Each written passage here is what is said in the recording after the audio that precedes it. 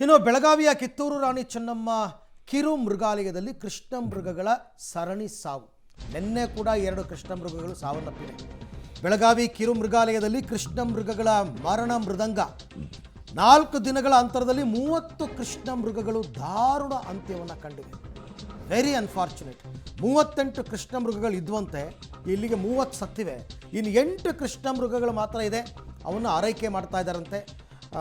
ಗಳಲೆ ರೋಗ ಅಂತ ಇವರು ಕಾರಣ ಕೊಡ್ತಾ ಇದ್ದಾರೆ, ಬಟ್ ಇಲ್ಲ ಅಂತ ಎಲ್ಲರೂ ಆರೋಪ ಮಾಡ್ತಿರೋದು. ಇವರು ತಾವು ನಿರ್ಲಕ್ಷ್ಯ ಮಾಡಿದ್ರಿಂದ ತಪ್ಪಿಸ್ಕೊಳ್ಳೋದಕ್ಕೆ ಹೀಗೆ ಹೇಳ್ತಾ ಇದ್ದಾರೆ ಅಂತ. ಹೆಂಗಿದ್ರು ಈಗ ಅದನ್ನೆಲ್ಲ ರಿಪೋರ್ಟ್ ಲ್ಯಾಬ್ಗೆ ಕಳಿಸಿದ್ದಾರೆ, ರಿಪೋರ್ಟ್ ವೆಯ್ಟ್ ಮಾಡ್ತಾ ಇದ್ದಾರೆ. ಬಂದ ಮೇಲೆ ಗೊತ್ತಾಗುತ್ತೆ. ಬ್ಯಾಕ್ಟೀರಿಯಲ್ ಇನ್ಫೆಕ್ಷನ್ ಅಂತ ಆರಂಭದಲ್ಲಿ ಹೇಳಿದ್ರು. ಬ್ಯಾಕ್ಟೀರಿಯಲ್ ಇನ್ಫೆಕ್ಷನ್ ಆಯಿತು ಅಂತಂದಾಗ ಏನು ಮಾಡಬೇಕಾಗಿತ್ತು, ಯಾವುದಕ್ಕೆ ಇನ್ಫೆಕ್ಷನ್ ಆಗಿದೆ ಅದನ್ನು ಸಪ್ರೇಟ್ ಮಾಡಬೇಕಾಗಿತ್ತು ಮೊದಲು, ಉಳಿದ ಪ್ರಾಣಿಗಳನ್ನ ರಕ್ಷಿಸ್ಕೊಳ್ಳೋದಕ್ಕೆ. ನೀವು ಎಲ್ಲನೂ ಒಟ್ಟಿಗೆ ಹೆಂಗೆ ಬಿಟ್ರಿ? ಇದು ತಪ್ಪು. ಆ್ಯಕ್ಚುಲಿ ಈಗಲೂ ಕೂಡ ಹೇಳ್ತಾ ಇರೋದು, ಮೊದಲು ಆ ಥರ ಅಸ್ವಸ್ಥ ಆಗಿದ್ದರೆ ಪ್ರಾಣಿಗಳನ್ನ ಸಪ್ರೇಟ್ ಮಾಡಬೇಕು, ಸಪ್ರೇಟ್ ಕೇಜಲ್ಲಿ ಇಡಬೇಕು. ಹಾಗೆ ತಾನೇ ಸಾಂಕ್ರಾಮಿಕ ರೋಗಗಳು ಒಬ್ಬರಿಂದ ಒಬ್ರಿಗೆ ಹರಡೋದು. ಆ ಕೆಲಸ ಆಗಿಲ್ಲ.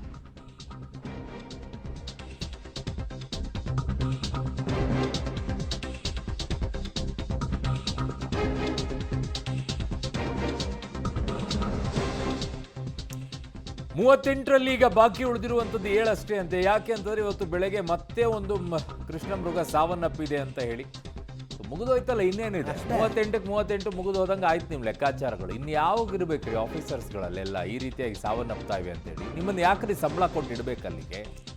ಉಳಿಸಿಕೊಳ್ಳೋಕೆ ವೈದ್ಯರ ಹರಸಾಹಸ ಅಂತ ಹೇಳಿ. ಮೊದಲನೇದಾಗಿ 8 ಸಾವನ್ನಪ್ಪಿದ್ವಲ್ಲ, ಅವತ್ತಿನಿಂದನೇ ಈ ರೀತಿಯಾಗಿ ಯೋಚನೆಯನ್ನ ಮಾಡ್ಕೊಂಡು ಅವುಗಳಿಗೆ ಬಂದಿದ್ದಿದ್ರೆ ಇವತ್ತು ಇಷ್ಟೊಂದು ಕೃಷ್ಣ ಮೃಗಗಳು ಸಾಯ್ತಾ ಇರಲಿಲ್ಲ. ಆ 8 ಸಾವನ್ನಪ್ಪಿದಾಗ ಬಿಟ್ಬಿಟ್ರಿ, ಅವನಷ್ಟೇ ಅದ್ರದ್ದೇನಿದೆ ಪೋಸ್ಟ್ ಮಾರ್ಟಮಿಗೆ ಕಳಿಸ್ಕೊಟ್ರಿ ಮರಣೋತ್ತರ ಪರೀಕ್ಷೆಗೆ. ಇನ್ನುಳಿದ ಹಾಗೆ ಬಿಟ್ಬಿಟ್ರಿ, ಯಾಕಂದ್ರೆ ನಿಮ್ಗೆ ಏನು ಸಂಬಂಧ ಇಲ್ವಲ್ಲ.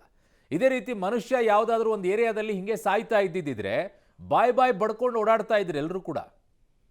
ಪ್ರಾಣಿ ಪ್ರಿಯರು, ನಾಯಿ ಪ್ರಿಯರು ಇದ್ದಿದ್ರೆ ಸಿಕ್ಕಾಪಟ್ಟೆ ಬಂದಿರೋದಪ್ಪ. ಒಂದೊಂದು ಏರಿಯಾದಲ್ಲಿ ಏನಾದರೂ ನಾಯಿಗಳು ಸಾಯ್ಬೇಕಿತ್ತು, ಹಿಂಗೆ ಬಂದಿರೋರು ಇವತ್ತು ಬೀದಿಯಲ್ಲಿ ನಿಂತ್ಕೊಂಡು ಹೋರಾಟ ಮಾಡಿರೋರು.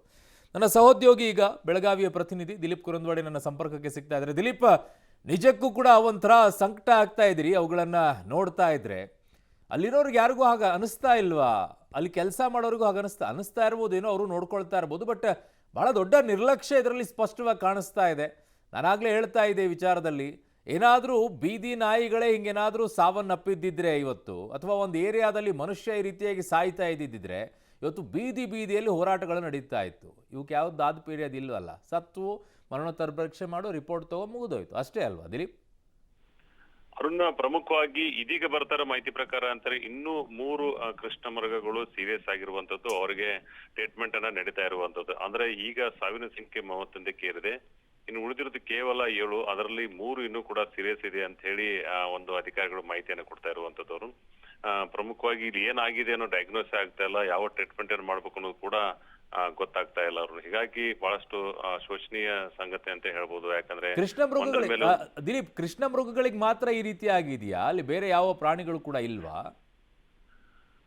ಅದು ತನಿಖೆ ವಿಷಯ. ಯಾಕೆ ಅಂತಂದ್ರೆ ಅವ್ರು ಯಾರು ಕೂಡ ಮಾಹಿತಿಯನ್ನು ಬಿಟ್ಕೊಡ್ತಾ ಇಲ್ಲ. ನಾವು 2-3 ಸಲ ಅವರನ್ನ ಕೇಳಿದಾಗ ಒಂದಿಷ್ಟು ಡೌಟ್ಫುಲ್ ಆಗಿ ಮಾತಾಡ್ತಾ ಇದ್ದಾರೆ. ಅಂದ್ರೆ ಬೇರೆ ಪ್ರಾಣಿಗಳು ಬಂದಿರಬಹುದು ಅಂತ ಶಂಕೆಯನ್ನು ಕೂಡ ವ್ಯಕ್ತ ಮಾಡ್ತಾ ಇದ್ದಾರೆ. ಆದ್ರೆ ನಾವು ಕ್ವಾರಂಟೈನ್ ಮಾಡಿದೀವಿ, ಎಲ್ಲವನ್ನು ಕೂಡ ಒಂದ್ ಕಡೆ ಹಾಕಿದ್ವಿ ಅಂತ ಹೇಳ್ತಾ ಇದ್ದಾರೆ. ಅದು ಎಷ್ಟು ಮುಂದಿನ ದಿವಸಗಳಲ್ಲಿ ಗೊತ್ತಾಗಬೇಕಾಗಿರುವಂತ ಬಹಳಷ್ಟು ಅರಣ್ಯಾಧಿಕಾರಿಗಳು ಯಾವುದೋ ಮಾಹಿತಿಯನ್ನು ಕೂಡ ಹೊರಗಡೆ ಬಿಡ್ತಾ ಇಲ್ಲ ಅವರು. ರೈಟ್, ಥ್ಯಾಂಕ್ ಯು ತಮ್ಮೆಲ್ಲ ಮಾಹಿತಿಗೆ. ಅದೇ ತಪ್ಪು ಅಂತ ನಾ ಹೇಳ್ತಾ ಇರೋದು. ನೀವು ಕ್ವಾರಂಟೈನ್ ಮಾಡ್ತೀರಾ, ಬೇರೆ ಪ್ರಾಣಿಗಳಿಗೆ ಇದು ತಗಲಬಾರ್ದು ಅಂತ. ಈ ಗುಂಪಲ್ಲಿ ಆರೋಗ್ಯವಾಗಿರೋ ಪ್ರಾಣಿಗಳನ್ನ ಯಾಕೆ ನೀವು ಸಪರೇಟ್ ಮಾಡಿಲ್ಲ? ಸತ್ರ ಸಾಯಿಲಿ ಗುಂಪಲ್ಲಿ ಆಯ್ತಲ್ಲ, ಇನ್ನೇನು ಗೊತ್ತಾ, ನಾನು ಹೇಳ್ತೀನಿ ಕೇಳಿ. ಅರುಣ್ 38ರಲ್ಲಿ ಅರುಣ್ 38 ಹೋಗ್ಬಿಡ್ತವೆ. ಇವ್ರು ಹೀಗೆ ಮಾಡಿದ್ರೆ 31 ಆಗೋಯ್ತು, ಇನ್ನು 3 ಸೀರಿಯಸ್ ಅಂತಿದ್ದಾರೆ. ಇವ್ರು ಉಳಿಸ್ಕೊಳಕ್ ಆಗಲ್ಲ. ನಮ್ಮ ಹತ್ರ ಅಂತ ರೀತಿಯಲ್ಲಿ ಟ್ರೀಟ್ಮೆಂಟ್ ಕೊಡುವಂತಹ ಇದಿಲ್ಲ ಪರಿಸ್ಥಿತಿ. ಅವುಗಳಿಗೆ ನೋಡಬೇಕು, ಕೇರ್ ಮಾಡ್ಬೇಕು ಅನ್ನೋದಿಲ್ಲ. ಸತ್ರೆ ಮುಗಿದೋಯ್ತಲ್ಲ. ಆಮೇಲೆ ಏನೋ ಒಂದು ಎನ್ಕ್ವೈರಿ ಅಂತ ಮಾಡಿ ಮುಚ್ಚಾಕ್ಬಿಟ್ಟು ಯಾರನ್ನೋ ಒಬ್ರು ಸಸ್ಪೆಂಡ್ ಮಾಡ್ತಾರೆ. ಆಮೇಲೆ ಅಲ್ಲಿರೋರ್ಗು ಹೆಡ್ಡೇಕ್ ತಪ್ಪಲ್ಲ. ಪ್ರಾಣಿಗಳು ಸತ್ವ ಅಂದ್ರೆ ಇವ್ರು ಆರಾಮಾಗಿರ್ಬೋದಲ್ಲ. ಇಲ್ಲ, ಅದಕ್ಕೆ ಏನ್ ಮಾಡ್ತಾರೆ ಗೊತ್ತಾ, ಈಗ ಸತ್ವ ಇವನ್ನೆಲ್ಲ ಹೂತ್ರು ಇಲ್ಲ ಸುಟ್ರು ಏನೋ ಮಾಡಿದ್ರು, ಆಮೇಲೆ ಒಂಚೂರೆಲ್ಲ ಕ್ಲೀನ್ ಮಾಡ್ತಾರೆ, ಮತ್ತೆ ಇನ್ನೊಂದ್ ಕಡೆ ಇಲ್ಲಿ ಕಾಡಲ್ಲಿರೋದನ್ನ ತಂದು ಇಲ್ಲಿಗೆ ಬಿಡ್ತಾರೆ ಅಷ್ಟೇ. ಮತ್ತೆ ತಂದು ನೋಡ್ರಿ ಅಂತಾರೆ.